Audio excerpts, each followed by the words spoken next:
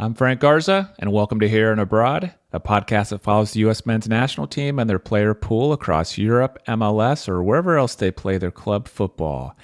We're just over 3 weeks away from the USMNT's opening match against Bolivia in the Copa America, and one of the biggest questions U.S. fans still have is who's going to replace Sergiño Dest at right back. The U.S. still has a full training camp to figure that out, including 2 friendlies against Colombia and Brazil. Gregg Berhalter recently announced which 27 players will be participating in that camp, and in his press conference afterwards, he provided a few clues about the options he's considering to fill in for the injured Dest. On today's show, we're going to dig into each of those options, and to help me do that, I've invited Seth Vertelny to join the show. Seth is the managing editor at Pro Soccer Wire. Seth, welcome to the show. Hey, Frank. Thanks for having me.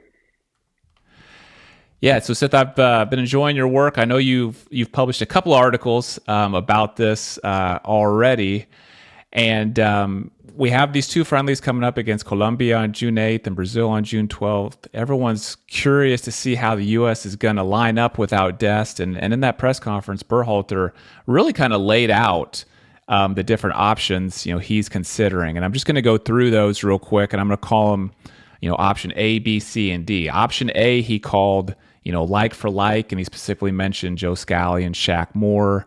Option B, he mentioned we could put a winger there, and he mentioned Tim Weah. Option C, he talked about the central midfield options, and he included Wes McKennie and Yunus Musa there. And then option D, he said we could do something with our center backs. He didn't name anybody specifically, but I think most people are thinking about Chris Richards there.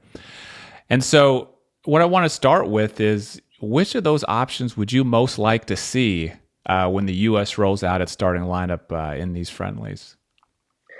Yeah, it's interesting. I think that as Berhalter alluded to in that press conference, he has a lot of different options to replace Dest, and I'm not sure that he really knows exactly which one he prefers. I think this upcoming training camp and the 2 friendlies is going to be pretty important in terms of determining who plays out there. I'll give you an answer that maybe isn't super satisfying. I think it kind of depends on who they're playing. I think if you want to replace the offensive capabilities that Dest has, I think the obvious choice there is Tim Weah. I don't think there's any other option that provides the kind of attacking capabilities that you get from Dest outside of Weah. I think every other option is going to be a bit more defensive. When you look at a Copa America game against Panama, against Bolivia, when you expect to be on the front foot, I think Weah is a decent option. We could talk a little bit more about this, but Weah has been kind of the obvious starter at winger. So that would create, an absence in the lineup further up the field that would have to be filled. But yeah, I think Weah in games where you're looking to press, where you're looking to score goals, where you think you're going to have the ball a lot, I think he's the option. Outside of that, if you're playing a team like a Brazil, or a Colombia, if the U.S. wants to do well at the Copa America, if they want to go far, they're going to have to come up against one of these South American teams that, player for player is better than them. Then I think you do need to look at probably a more defensive option. Joe Scally is sort of the first player that comes to mind, but, he hasn't really impressed a whole lot in his national team career so far. That doesn't mean that he couldn't put together a good run of starts in the Copa America, but there definitely are a lot of more defensive options, like you mentioned. But in terms of an offensive option, Weah is kind of the obvious choice. Yeah, I think I'm with you there. I'm not saying I'm ready to say I want Weah there in the Copa America, but I want to see what that looks like, at least in these friendlies, and kind of experiment with it. But then that begs the obvious question is, we're so used to seeing Weah on that right wing. If you do pull him back into that right back, how do you see the formation changing due to him not playing that right wing anymore. Who's going to take his spot there? Yeah, it's a real interesting question, and I don't think there's really an obvious choice. Like you mentioned, we've become used to seeing Weah and Pulisic as the two attacking forwards out wide in a three-player attacking line. So we've seen guys like Malik Tillman and Gio Reyna played out wide with the U.S. national team, and I don't think either of those players is at their best playing in those roles. If you want to get the best players on the field, you would put one of those guys out wide, but I don't know if that's really the way to maximize the potential of this team. So then you kind of look at some of the other options. You got Brendan Aronson, you've got Haji Wright. And outside of that, there aren't a ton of really good options. I mean, I think based on the way that the two players have performed at club level, I would probably put Wright ahead of Aronson in that depth chart right now, especially with the way Wright played in the Nations League back in March. He's really earned a prominent role with this team, and so then I guess the question is, which side do you play him on? He usually plays out wide left for Coventry. We've seen Pulisic play left for the national team, but with Milan, he's been playing almost exclusively out wide right with Rafael playing out left. And, he's just put together the best club season of his career. So, I think it wouldn't be a shock to see Pulisic out wide right if you start Haji Wright on the left flank. Yeah. I think that's very possible, and Berhalter also hinted in the press conference that he does see Wright as more of a winger, than a striker. So perhaps he's already thinking about that. And I think you might be right. I think you mentioned that Berhalter probably doesn't have it all figured out right now. He wants to get into training camp and experiment with some things, but I wouldn't be surprised at all if that's the plan A, is to put Weah at right back and then to have Wright on the left, Pulisic on the right, and then he's still gonna have to make a call about striker, but probably Balogun in that case. Okay, let's talk about which option you'd least like to see of the four options that Berhalter threw out there. I don't think that Berhalter is going to put Chris Richards out wide right, just simply because he's proven himself to be so valuable as a center back. I don't think that would happen. I would say that's probably the option I would like the least. I mean, the one thing that I would add to that is Berhalter did sort of hint at the possibility of a three-back formation with three center backs and two wing backs. In that case, I think it could work out if Richards is playing that right center back position with Weah as more of a wing back, the way he plays at the club level, and then you've got Anthony Robinson playing as a left wing back. But this team is pretty thin at center back right now. So the question would be, do you want to play a formation where you have to play one extra center back if you don't necessarily have to? But yeah, I think there are a lot of options, and the obvious one is Joe Scally, but I wonder how Berhalter views him in light of a sort of up and down club season, and most recently we saw him at the Nations League have a not so great game against Jamaica and actually get replaced by Weston McKennie in the second half. So I wonder, even with Dest hurt, does Berhalter hesitate to just plug Scally back into that role? Yeah, he's shown if he just needs a game out of somebody, because multiple times when Dest has been absent, you've seen, or even when Anthony Robinson has been absent, and we just needed a fullback for one match or so, he just has thrown Scally in there, and he's never been too impressive. But I think if it was just one match, he'd probably do the same thing. But I have a feeling with two friendlies and then potentially 4 or 5 matches at the Copa America ahead of you, I don't know if he trusts Joe Scally enough to just say, you know what, I'm just gonna roll with that. And then I'm kind of with you on the center backs thing. We already talked about maybe how if we move Tim Weah back, that's going to disrupt the lineup a little bit, and you're going to have to move pieces around. Now you're talking about playing a back three. You're putting Richards there. It just seems to kind of disrupt the entire 11 even more, and I don't really want to see that like heading into such an important tournament. But I will say probably the option I'd least like to see in the friendlies is Scally there. And that's not because I think that's the worst option. It's just because, I mean, you have these friendlies to kind of experiment with. I'd like to see him, at least try something. Let's talk about one of the options he didn't, or we haven't, kind of dug into yet, and that's the central midfield. I mean, you mentioned there in the Nations League when he pulled Scally at halftime, he put Weston McKennie there. So he's mentioned putting McKennie and Musa there as one of the options. Between those two, do you think one is a better option than the other?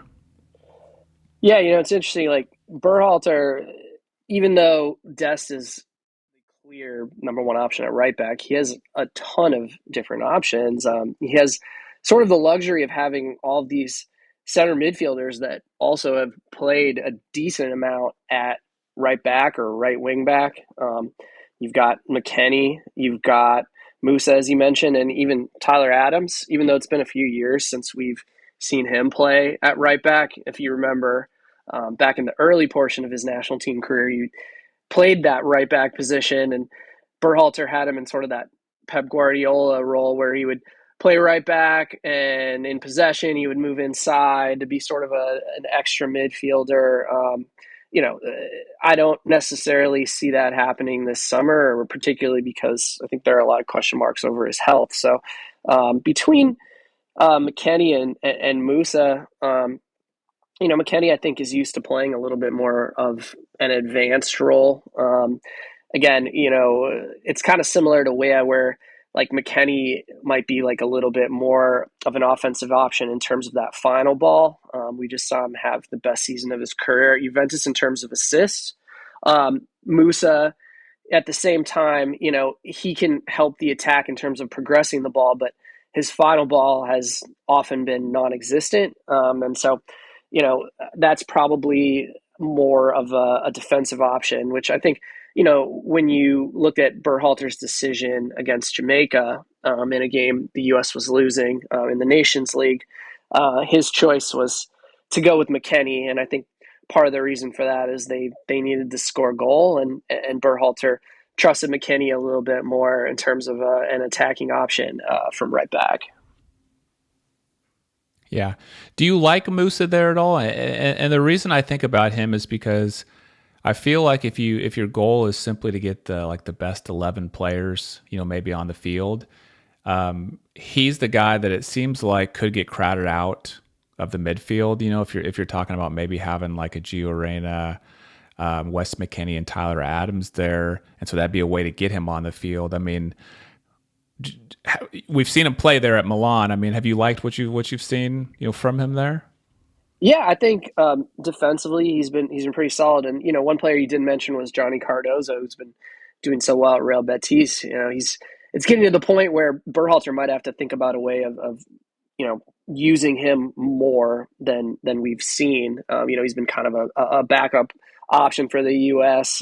In his career so far, but his form in Spain combined with the question marks over Tyler Adams' fitness mean that right now I would probably put Cardozo ahead of Adams on the depth chart. So yeah, there are a lot of pieces in the central midfield. That's one of the strengths of this team. And so if you need to move things around, putting a guy like Musa at right back isn't the worst idea, like you said, in terms of trying to just get your best players on the field, and you do have the luxury of a guy like Musa. Not only did he play specifically at right back a few times for Milan, but even when he played in midfield, he played kind of out wide a lot of times, and so he's a guy that's used to playing a little bit more of a wide role. And like I said, I think his ability to progress the ball forward can be a real weapon for the U.S. And he just kind of needs to work on what to do in the final third. But I don't think if he's dribbling the ball up the flank, beats a couple guys, and dishes the ball off, I think that could be a real weapon for the U.S. Yeah. Well, we will see. I mean, there's also the part of me thinks that a lot of times we throw out all these different options and ideas, and then Berhalter might go with the most boring plan, which is just to put Joe Scally out there and say, you know what, I'm going to trust him. I mean, do you see any possibility of that, or even more far out there to me is like Shaq Moore being given an opportunity? I mean, do you think either of those is even possible?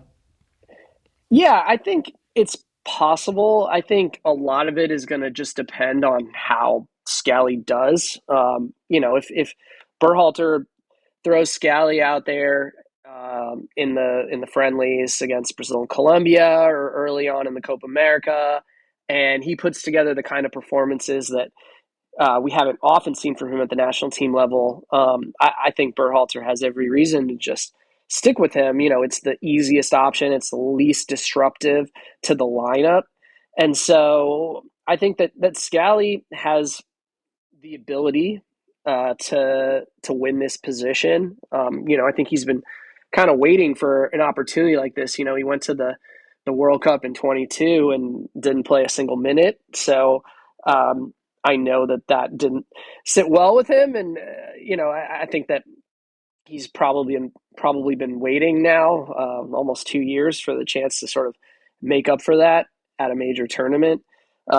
So yeah, I think that's definitely a possibility if he does well. In terms of Shaq Moore, he is a guy that draws a lot of criticism from U.S. fans, but defensively, he is one of the more solid right back options in the pool, and so I think you could see him in a late game situation if the U.S. is holding on to a lead. Yeah, I mean, you got to think there may not be a better opportunity that ever comes Joe Scally's way. You know what I mean? To prove himself. And so sometimes in those situations, you see the player attitude change to really kind of step up. And who knows, maybe he comes into this training camp and he's just on fire, ready to prove a point. And maybe he does, to win that job. All right, Seth. Well, did anything else stand out to you from this lineup that came out, or from Berhalter's comments in the press conference? Yeah, I mean, I think that the battle for the number 9 position is going to be really interesting to follow, and exactly what Berhalter has planned, because there isn't really an obvious option right now. I think what a lot of people would like to see is Ricardo Pepi head to the Olympics, because the one thing that he has been missing now for a long time is the ability to just be the guy for a team and lead the line as the number 9. And he's not going to get that chance with the U.S. Senior team this summer. I think he's, maybe start a game here and there, but probably be more of a substitute option. Now, that plan could be complicated by the status of Josh Sargent's ankle. He had surgery several months ago, and he came back and had a great season for Norwich, but that injury kept kind of popping up over and over again, and it has again recently. So if his ankle isn't right, then I think you're going to see Pepi and Balogun kind of split time again with the national team, the senior team this summer. But there's not a clear option. Balogun didn't have a great club season, so that's going to be something worth watching. And certainly at the goalkeeper position, I'm looking at how Matt Turner is going to bounce back from a really rough club season. He's managed in the past to kind of overcome not playing at the club level and come into U.S. national team camp and still be the guy and show that his position isn't really under threat just by the performances that he's given. But he's in a difficult club situation. He got a shot at Forest. He didn't take it. I don't know where he goes from here, but I think that his performances and his ability to kind of put that club form behind him is going to be really important in terms of whether the U.S. can go on a bit of a run at the Copa America. Yeah.